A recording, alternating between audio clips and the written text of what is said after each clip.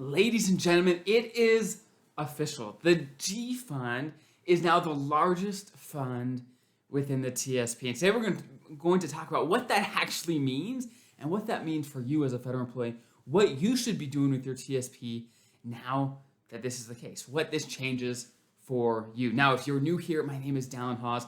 I'm a financial planner serving federal employees, helping them retire comfortable and confident. And that's what this channel is all about. So if you're a federal employee who wants to have an amazing retirement, you're in the right spot. So the G Fund. The G Fund now has the most money in it compared to any of the other TSP funds. Now, that is saying something because the C Fund has over $200 billion in it. $200 billion, and the G Fund has crept up. Now, we're still waiting on the official numbers from the notes from the TSP board's meeting, but long story short, the G Fund probably has right around $215, $220 billion in it. Now, why did this happen? How does the G Fund have more money than the C Fund? The C Fund has grown so much more over the course of its life. Why, how in the world is the G Fund bigger? And what does that mean for you? Well, let's walk through it. Basically, how much money is in these funds depends on a couple things. Number one, how's the market doing? The last 6 months, the C Fund has not done well. Okay, if you're new here, maybe you don't know that, but I'm sure you do. The stock market has not done well. And the C Fund is the S&P 500, so therefore a big part of the stock market. So that has gone down. So that has, by default, just reduced how much money is sitting in there because the value has just gone down. Number two, what do people do when the market goes down? Not everyone, but what do people do when the market goes down? Well, they get scared. Even the most steady investors get scared sometimes, especially when the market goes down. And so what do people do? They move from things like the C Fund and they move over to the G Fund. And the G Fund is not bad, but be so careful.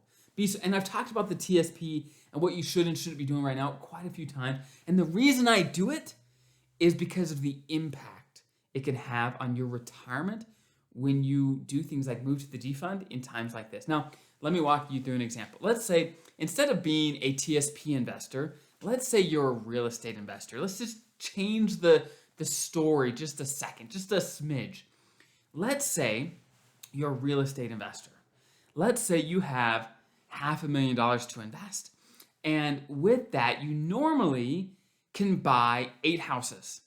All right, I'm just making these numbers up, okay? I know in reality it'd be hard to buy 8 houses with $500,000, but just go with me. Let's say normally you can buy 8 houses, but let's say the real estate market has had some trouble. And so instead of being only able to buy 8 houses, you now can buy 10 houses with that same $500,000. Is that a good thing or a bad thing? Well, for you, that's a great thing because the market has gone down. You can get more for your money. It's a discount for you. So how does that apply to you, though, in the TSP? Well, if you're still working, we never like to see our accounts go down, but guess what? You're still putting money in every single pay period. And what does that mean? You're buying the C Fund or the stock market or the S Fund when it's down. You're getting a deal. You're getting a discount.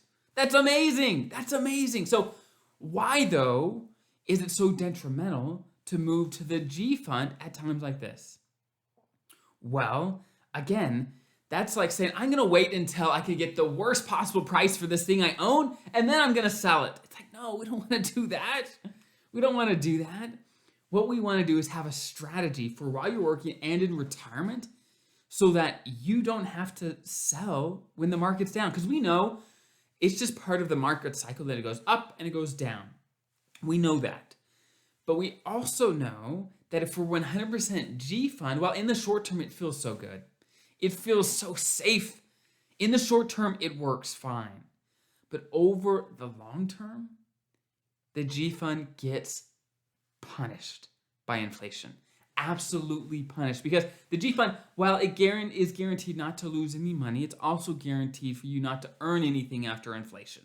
And sometimes to lose money after inflation. So over a course of a retirement or a career, that is detrimental if your money is not working hard for you over that time. You need your money to work hard for you so that over time you can keep up with inflation so that you can have the retirement that you want of your dreams. Now, can you still retire and be 100% G fund? Yeah, sometimes, but you're cutting yourself so short, and you're risking what if inflation stays crazy for the next few years or for a longer period of time? The value of your money will get punished over time. Now, many of you might say, well, okay, look at the C fund right now. That's getting punished. That's not so much value. It's true. That is true. And we have to have a long-term view. So now, let's take a step back. Again, like I said just a few minutes ago, you got to have a strategy so you don't have to sell when the market's down.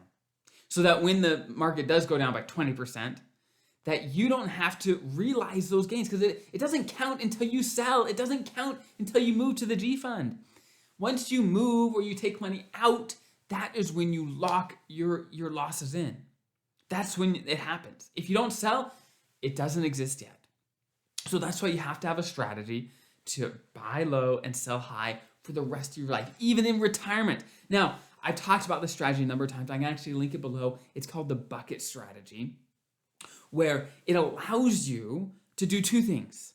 Where while you're working, it allows you to get the growth you need, but once you're retired, it allows you to have the short-term money that you need to spend to enjoy your retirement, to have the lifestyle you want at the same time, and that money's not going to go anywhere. It's not going to bounce around in the market, but at the same time, you have a long-term bucket of money that is going to give you the growth you need, and the combination allows you to get growth in the market, but at the same time, not have to touch that money when the market's down, but to continue enjoying your lifestyle, not having to come back. That's huge. Everyone wants a strategy where they can get the most out of their money, and that's what it's all about. So check that out. There's a link below. Now, again, if you're new here, consider subscribing. It is an incredible community trying to get the most out of their retirement here. And if you're trying to do that, you are in the right place. And in the description below, there's tons of resources. On my website, I give away my free ebook on getting the most out of your TSP, as well as hundreds of articles on getting the most out of your pension, health insurance, and all the benefits that you enjoy as a federal employee. So I hope that's helpful. Have an incredible rest of your week and stay strong. Invest smart for the long term in the TSP. I'll see you next time.